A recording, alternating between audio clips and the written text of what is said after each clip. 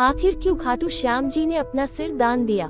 बहुत समय पहले जब कृष्ण के समय में महाभारत का युद्ध होने वाला था, उसी समय एक ऐसा वीर था जिसकी शक्ति के सामने पूरी दुनिया झुक सकती थी। उसका नाम था बर्बरिक। बारबारिक महाबली भीमा के पोते और घाटोत्कचा के पुत्र थे।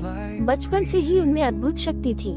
उन्होंने कठोर तपस्या करके भगवान शिव को प्रसन्न किया और उनसे 3 अमोघ बाण प्राप्त किए। ये बाण इतने शक्तिशाली थे कि पूरे युद्ध को पल भर में समाप्त कर सकते थे। लेकिन बारबारिक ने एक ऐसा वचन लिया जो आगे चलकर बहुत बड़ा कारण बना। उन्होंने प्रण किया, उंगली से दाहिनी ओर इशारा, मैं हमेशा हारने वाले पक्ष का साथ दूंगा। यही वचन उनके जीवन की सबसे बड़ी परीक्षा बनने वाला था। जब महाभारत का युद्ध शुरू होने वाला था, तब बारबारिक ने भी युद्ध में जाने का निश्चय किया। उनकी माता ने उन्हें जाने की अनुमति दी, लेकिन उन्हें उनका वचन याद दिलाया। बारबारिक अपने नीले घोड़े पर सवार होकर युद्ध भूमि की ओर बढ़ चले। रास्ते में उन्हें एक साधारण ब्राह्मण मिले। यह कोई और नहीं बल्कि स्वयं कृष्णा थे, जो उनकी परीक्षा लेने आए थे। कृष्ण ने मुस्कुराते हुए पूछा, हे वीर, तुम कौन हो और इस युद्ध में क्या करने जा रहे हो? बारबारिक ने विनम्रता से उत्तर दिया, मैं बारबारिक हूँ और मैंने प्रण किया है कि मैं हमेशा हारने वाले का साथ दूंगा। ये सुनकर कृष्ण चिंतित हो गए।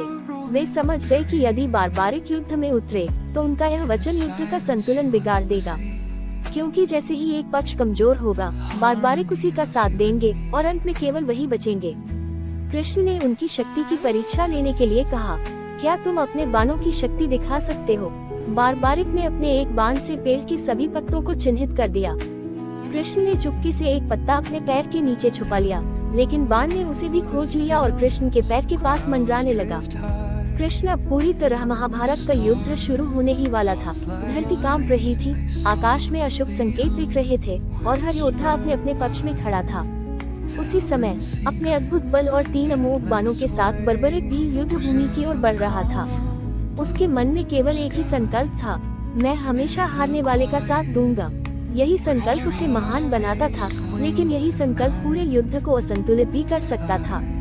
कृष्ण की लीला शुरू होती है। जब कृष्णा ने ये जाना कि एक ऐसा योद्धा युद्ध में प्रवेश करने वाला है जो अकेले ही पूरे युद्ध का परिणाम बदल सकता है, तो वे चिंतित हो उठे। उन्होंने सोचा, अगर यह बालक युद्ध में उतर गया तो धर्म और अधर्म का संतुलन बिगड़ जाएगा। तभी कृष्ण ने एक साधारण ब्राह्मण का रूप धारण किया और रास्ते में ही बर्बरिक को रोक लिया। झड़ता वृक्ष 3 बाणों की परीक्षा। ब्राह्मण बने कृष्ण ने मुस्कुराकर पूछा, हे वीर, तुम्हारे पास केवल 3 बाण हैं, क्या तुम सच में इतने बड़े युद्ध में कुछ कर पाओगे? बर्बरिक आत्मविश्वास से बोला, प्रभु, मेरे एक ही बाण से पूरा युद्ध समाप्त हो सकता है। कृष्ण ने उसकी परीक्षा लेने के लिए पास के एक पेड़ की ओर इशारा किया और कहा, अगर ऐसा है तो इन सभी पत्तों को अपने बाण से भेद कर दिखाओ। बर्बरिक ने आंखें बंद की, मन ही मन भगवान का स्मरण किया और एक बाण छोड़ा। वह बाण हवा में घूमता हुआ हर पत्ते को छूता गया, एक भी पत्ता छूटा नहीं। लेकिन तभी वह बाण आकर कृष्ण के पैरों के पास मंडराने लगा। कृष्ण ने अपने पैर के नीचे एक पत्ता छिपा रखा था। बर्बरिक मुस्कुराया और बोला, हे ब्राह्मण देव, कृपया अपना पैर हटा लीजिए, अन्यथा ये बाण आपके पैर को भी भेद देगा। ये देखकर कृष्ण समझ गए, यह कोई साधारण योद्धा नहीं, ये तो स्वयं विनाश और सृजन की शक्ति रखता है। वार्निंग साइन, सबसे बड़ा संकट। अब कृष्ण ने उससे एक और प्रश्न किया, अगर तुम युद्ध में उतरे तो किसका साथ दोगे? बर्बरिक ने तुरंत उत्तर दिया, मैं हमेशा हारने वाले का साथ दूंगा। अब कृष्ण के मन में चिंता और गहरी हो गई, क्योंकि वे जानते थे अगर बर्बरिक पहले कौरवों को हारता देखेगा तो उनका साथ देगा।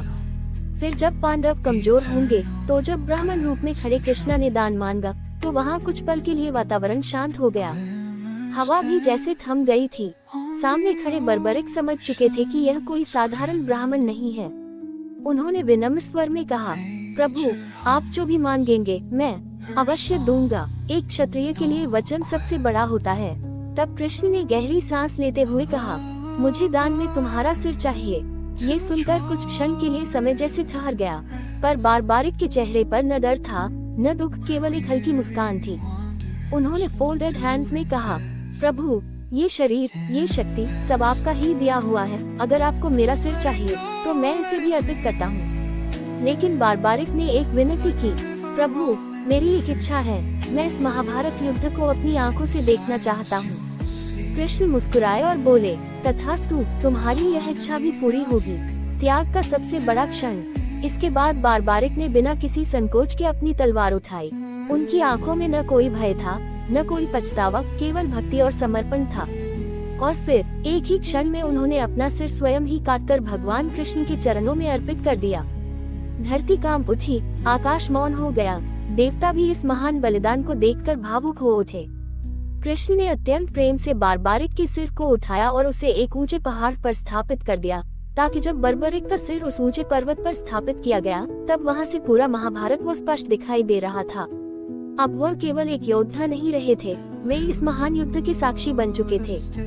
युद्ध का अद्भुत दृश्य। महाभारत का युद्ध प्रारंभ हुआ। एक ओर पांडव, दूसरी ओर कौरव। धरती पर रथों की गड़गड़ाहट, शंखों की आवाज और तलवारों की टकराहट गूंज रही थी। लेकिन इस पूरे युद्ध को ऊपर से देख रहे थे बर्बरिक। उन्होंने हर पल, हर वार, हर चाल को ध्यान से देखा। दिन बीतते गए, योद्धा गिरते गए, महान वीर भी इस युद्ध की अग्नि में समा गए। एस्टोनिश्ड फेस सबसे बड़ा रहस्य। जब युद्ध समाप्त हुआ, तब कृष्णा ने बर्बरिक के सिर से एक प्रश्न पूछा, हे वीर, बताओ इस युद्ध में किसने विजय प्राप्त की? बर्बरिक ने शांत स्वर में उत्तर दिया। प्रभु BARBARIK ने शांत और गहरे स्वर में कहा, प्रभु, मैंने इस पूरे युद्ध को बहुत ध्यान से देखा। मुझे कहीं भी पांडव या कौरव जीतते हुए नहीं दिखे। कुछ क्षण के लिए वहाँ सन्नाटा छा गया। फिर उन्होंने आगे कहा, जहाँ जहाँ मैंने देखा, वहाँ केवल आपका ही सुदर्शन चक्र घूम रहा था। वही शत्रुओं का नाश कर रहा था, वही इस युद्ध को संचालित कर रहा था। ये सुनकर कृष्णा मुस्कुराए। उनकी आंखों में संतोष था, क्योंकि बर्बरिक ने सत्य को पहचान लिया था। चेरी ब्लॉसम, सत्य का ज्ञान। कृष्ण बोले, हे वीर, तुमने बिल्कुल सही देखा। ये युद्ध केवल बाहरी रूप से पांडव और कौरव के बीच था, पर वास्तव में ये धर्म और अधर्म के बीच का युद्ध था, और धर्म की विजय सुनिश्चित करना मेरा कार्य था।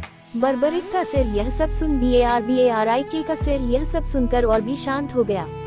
अब उन्हें समझ आ चुका था कि उनका बलिदान व्यर्थ नहीं था, बल्कि यह धर्म की रक्षा के लिए सबसे आवश्यक था। तभी कृष्णा ने प्रेम से कहा, हे वीर बर्बरिक, तुमने जो त्याग किया है, वह युगों युगों तक याद रखा जाएगा। तुमने अपने वचन का भी पालन किया और धर्म की रक्षा में भी योगदान दिया। चमकता सितारा, दिव्य वरदान। कृष्ण ने आगे कहा, मैं तुम्हें एक दिव्य वरदान देता हूँ। पूरा वातावरण दिव्यता से भर गया। देवता भी इस क्षण के साक्षी बन रहे थे। कलियुग में तुम मेरे नाम से पूजे जाओगे। जो भी सच्चे मन से तुम्हें याद करेगा, उसकी हर मनोकामना पूरी होगी। तुम हारे हुए, दुखी और निराश लोगों का सहारा बनोगे। बर्बरिक का सिर यह सब सुनकर पूर्ण रूप से शांत और संतुष्ट हो गया। अब उन्हें ये समझ आ चुका था कि उनका बलिदान केवल एक दान नहीं था, बल्कि धर्म की रक्षा के लिए आवश्यक था। तभी कृष्णा ने प्रेम और करुणा से भरे स्वर में कहा, हे वीर बर्बरिक, तुमने जो त्याग किया है, वह संसार में अद्वितीय है। तुमने अपने वचन की रक्षा के लिए और धर्म के संतुलन के लिए अपना सर्वस्व अर्पित कर दिया। इसलिए मैं तुम्हें वरदान देता हूँ कि कलियुग में तुम मेरे नाम से पूजे जाओगे। जो भी सच्चे मन से तुम्हें याद करेगा, उसकी हर मनोकामना पूर्ण होगी। ये सुनते ही पूरा वातावरण दिव्य प्रकाश से भर गया। देवताओं ने पुष्प वर्षा की। आकाश में शंख और घंटियों की ध्वनि गूंज उठी। चेरी ब्लॉसम, खाटू श्याम जी का प्रकट होना। उसी क्षण से बर्बरिक बन गए। उंगली से दाहिनी ओर इशारा, खाटू श्याम जी, एक ऐसे देवता जो हारने वालों का सहारा बनते हैं, जो टूटे हुए दिलों को जोड़ते हैं, जो सच्चे भक्तों की हर पुकार सुनते हैं। फोल्डेड हैंड्स, भक्ति का संदेश। कहा जाता है, उंगली से दाहिनी ओर इशारा, जिसके पास कोई नहीं होता, उसके साथ श्याम बाबा होते हैं। खाटू श्याम जी हमें ये सिखाते हैं कि सच्ची भक्ति क्या होती है, वचन निभाना कितना महत्वपूर्ण है, और सबसे बड़ा बलिदान ही सबसे बड़ी महानता बनता है। आज भी जीवित है आस्था। आज भी खाटू श्याम टेम्पल में लाखों भक्त आते हैं। दूर दूर से लोग अपनी मनोकामनाएं लेकर आते हैं, और खाली हाथ कोई नहीं लौटता।